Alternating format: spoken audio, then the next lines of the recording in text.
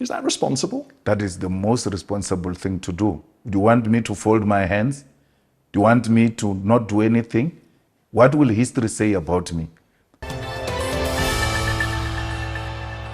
Hi there. So now, nowadays, you come across these interviews by African leaders being asked, tough questions, and the intelligent answers that they are giving nowadays are actually very interesting. Now, in this next part, I'm going to show you a part of an interview between BBC Hard Talk presenter or host and South Africa's economic freedom fighter leader, Julius Malema, about the support South Africa is allegedly giving Russia.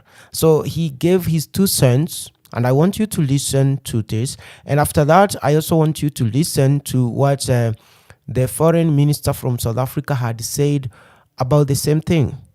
South Africa right now calls itself non-aligned. In the context of the war, but these are 2 different things. South Africa is an ally of Russia. Now, the second question is, where does South Africa stand on the war? It says I'm a non-aligned in relation to war, but Russia remains South Africa's friend. So we cannot create confusion around there. Don't create an impression that it is Malema who's going to come and create an alliance with Russia. But there are some very specific... Actually, I will go beyond that. I will go beyond the friendship with Russia, and in the war, I will align with Russia, and I will even supply the weapons to Russia.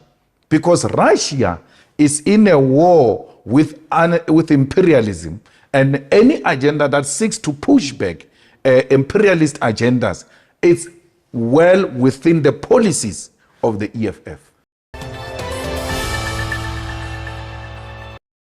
I think this notion of international rules is very comfortable for some people to use when it suits them, but they don't believe in international rules when it doesn't suit them, because they don't apply international rules or law equally in all circumstances. So you can't say because Ukraine has been invaded that suddenly sovereignty is important, but it was never important for Palestine. It's very peculiar. If you believe in international law truly, then wherever sovereignty is infringed, it must apply. And this is the point we've been making, that we use the framework of international law unequally, depending on who is affected. And we are arguing that that must change. And one of the interesting changes that has occurred is the sudden movement, because Russia has invaded Ukraine, that we say, okay, let's not allow the Security Council to just have the veto and let it pass. We take it to the General Assembly. When some of us had been calling for the General Assembly to have a greater say, we never enjoyed support. But suddenly today, see, that's where international law begins to mean nothing. Because for some, we see it as a cheating, and for others, we see it as a benefit. So our argument is, let's revise the international multilateral system to ensure that we observe that post-1948 has arrived. What is the revision that you're looking for? Well, it should be more representative, more democratic. If we retain the Security Council, regions that are not represented there must have a space. And I think the move for the General Assembly to have a greater say is an important one. And it should be for everybody, not one country. So already the signs are there.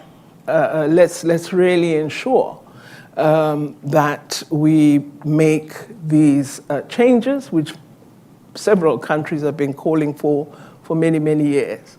We're now 54 independent African countries that are members of the African Union.